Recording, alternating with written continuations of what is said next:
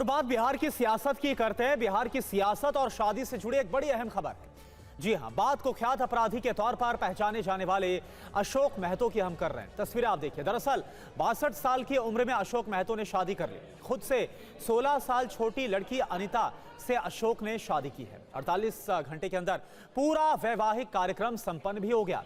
शादी के बाद अशोक यादव पत्नी के साथ लालू यादव से मुलाकात करने पहुंचे। लालू यादव और राबड़ी का आशीर्वाद लिया। ये 3 तस्वीरें इस वक्त हम आपको दिखा रहे हैं।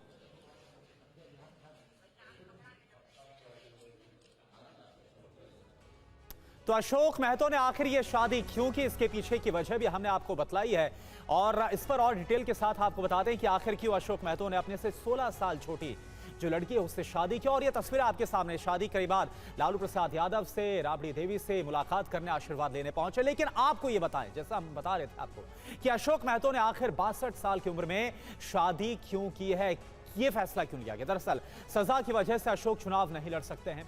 अशोक ने लालू प्रसाद यादव से चुनाव के लिए टिकट भी मांगा था। लालू ने यह कहा था कि शादी करो तभी टिकट दिया जाएगा। अशोक महतो ने लड़की की तलाश इसके बाद शुरू की। अशोक महतो ने 16 साल छोटी लड़की से शादी की। मुंगेर से पत्नी अनिता को चुनाव लड़ाना चाहते हैं अब अशोक। ललन सिंह के खिलाफ अनिता के लिए टिकट अशोक महतो मांग रहे हैं और यही वजह है कि अशोक महतो ने शादी की और वो भी सियासी वजह के लिए। चुनाव वो लड़ाना चाहते हैं अपनी पत्नी जिनका नाम अनिता है। और रुपेश इस वक्त हमारे साथ जुड़े हुए हैं, उनका हम रुख करेंगे। लेकिन कौन है अशोक महतो, ये भी आप जरा जान लीजिए। दरअसल कुख्यात अपराधी के तौर पर अशोक महतो की पहचान है।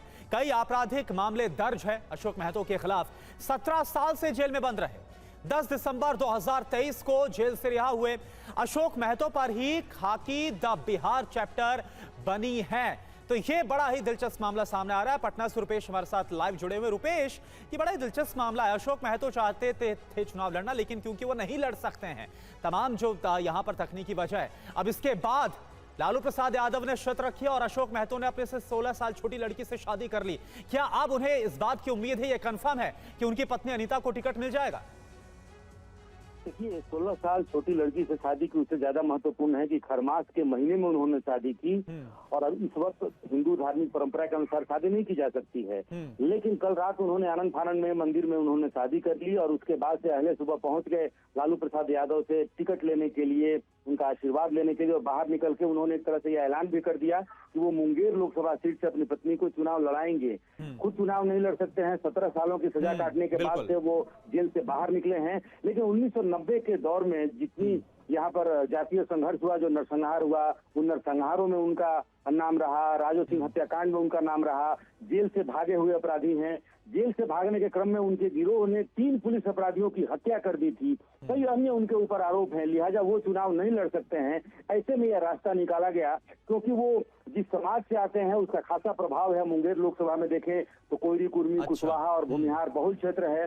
और ऐसे में ललन सिंह के खिलाफ अगर ताल उनकी जाति का कोई उम्मीदवार लालू प्रसाद यादव ढूंढ रहे थे, ऐसे में ये रास्ता निकाला गया कि अगर अशोक महतो खुद चुनाव नहीं लड़ सकते हैं तो उनकी पत्नी अगर हो तो चुनाव लड़े। ऐसे में पत्नी की तलाश की गई, फिर शादी हुई और उसके बाद से शादी करने के बाद अपनी नवविवाहिता पत्नी को लेकर के और राबड़ी देवी के आवास पहुंच गए। और बाहर निकलकर उन्होंने एक तरह से ऐलान कर दिया कि वो जेडीयू के अगर उम्मीदवार ललन सिंह होंगे तो उधर से आरजेडी के प्रत्याशी के रूप में कुख्यात अशोक महतो की पत्नी नवविवाहिता वो वहां पे चुनाव लड़ेंगी। तो इस तरीके से एक बार देखिए, जेडीयू में जब सिवान में चुनाव लड़ना था तो कविता देवी की से शादी। ठीक है, यानी रुपेश, ये काफी हद तक जो उम्मीदवारी है उनकी पत्नी की अशोक महतो की, वो काफी मजबूत नजर आती है और यही वजह है कि शादी भी आनंद फानन में अशोक महतो ने की। बहुत बहुत शुक्रिया आपका इस पूरी जानकारी के लिए।